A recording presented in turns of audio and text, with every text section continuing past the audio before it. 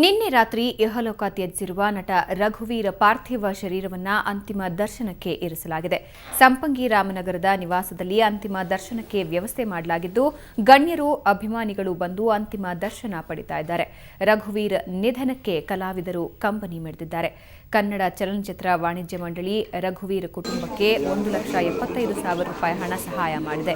ಚೈತ್ರದ ಪ್ರೇಮಾಂಜಲಿ ಚಿತ್ರದ ಮೂಲಕ ಕನ್ನಡ ಚಿತ್ರರಂಗದಲ್ಲಿ ಶೃಂಗಾರ ಕಾವ್ಯ ಬರೆದಿದ್ದ ನಟ ರಘುವೀರ್ಗೆ 42 ವರ್ಷ ವಯಸ್ಸಾಗಿತ್ತು.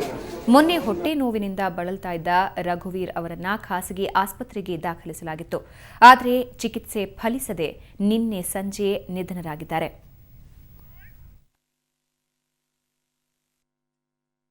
ನಾನು 89ನೇ ಇಸ್ವಿಯಲ್ಲಿ ಇದೇ ಮನೆಗೆ ಬಂದಿದ್ದೆ. ನಾನು ಅವರಿಗೆ ಒಂದು ಆಪರ್ಚುನಿಟಿ ಕೇಳಿಕೊಂಡು ಬಂದಾಗ ಅವ್ರ ತಂದೆಯವರು ಮುನಿಯಲ್ಲಪ್ಪನವರು, ಅವ್ರ ತಾಯಿಯವರು ಇದ್ದರು. ನನ್ನನ್ನು ಮತ್ತು ನಮ್ಮ ಶ್ರೀಮತಿಯವ್ರನ್ನ ಬರಮಾಡಿಕೊಂಡು ಅವರು ಅಜಯ್ ವಿಜಯ್ ಅನ್ನೋ ಒಂದು ಚಿತ್ರದಲ್ಲಿ ಆಗ ನನಗೆ ಒಂದು ಪಾತ್ರ ಕೊಟ್ಟರು.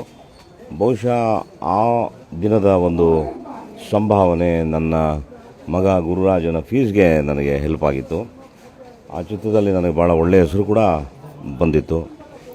ಸುಮಾರು 1 ತಿಂಗಳ ಕಾಲ ನಾವೆಲ್ಲ ಒಟ್ಟಿಗಿದ್ವಿ. ಅವೆಲ್ಲವೂ ನನಗೆ ಬೆಳಗ್ಗೆ ತುಂಬ ನೆನಪಾಗಿ ಮನಸ್ಸಿಗೆ ತುಂಬ ಹರ್ಟ್ ಆಯಿತು.